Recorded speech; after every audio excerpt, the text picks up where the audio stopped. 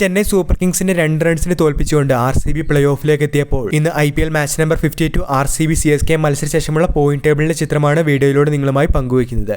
വീഡിയോയിലേക്ക് കടക്കും മുൻപ് ആദ്യമായാണ് നിങ്ങൾ ഈ ചാനൽ കാണുന്നതെങ്കിൽ ഏറ്റവും പുതിയ ക്രിക്കറ്റ് അപ്ഡേറ്റുകൾക്കായി ചാനൽ ഇപ്പോൾ തന്നെ മറക്കാതെ സബ്സ്ക്രൈബ് ചെയ്തു വെച്ചേക്കുക. 11 മത്സരങ്ങളിൽ നിന്ന് 8 ജയവുമായി പോയിന്റ് പട്ടികയിൽ 16 പോയിന്റുമായി ആദ്യ സ്ഥാനത്ത് RCB ആണ്. ഈ സീസൺ IPL പ്ലേ ഓഫിലെത്തുന്ന ആദ്യ ടീമായപ്പോൾ RCB മാറിയിട്ടുണ്ട്. 14 പോയിന്റുമായി മുംബൈ, ഗുജറാത്ത് ടീമുകൾ 2-3 സ്ഥാനങ്ങളിലാണ്.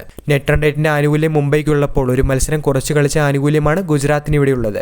13 പോയിന്റുമായി പഞ്ചാബ് 4-ാം സ്ഥാനത്തുള്ളപ്പോൾ 12 പോയിന്റുള്ള ഡൽഹി 5-ാം സ്ഥാനത്തും 10 പോയിന്റുള്ള ലക്നൗ 6-ാം സ്ഥാനത്തുമാണ്. 9 പോയിന്റുമായി കൊൽക്കത്ത 7-ാം സ്ഥാനത്തുള്ളപ്പോൾ 6 വീതം പോയിന്റുകളുമായി രാജസ്ഥാൻ, SRH ടീമുകൾ 8, 9 സ്ഥാനങ്ങളിലും 4 പോയിന്റ് മാത്രമുള്ള CSK അവസാന സ്ഥാനത്തുമാണ്. 3 ടീമുകൾ ടൂർണമെന്റിൽ നിന്ന് എലിമിനേറ്റ് ആയപ്പോൾ പ്ലേ ഓഫിലേക്ക് കടക്കുന്ന ആദ്യ ടീമായി RCB മാറിയിട്ടുണ്ട്.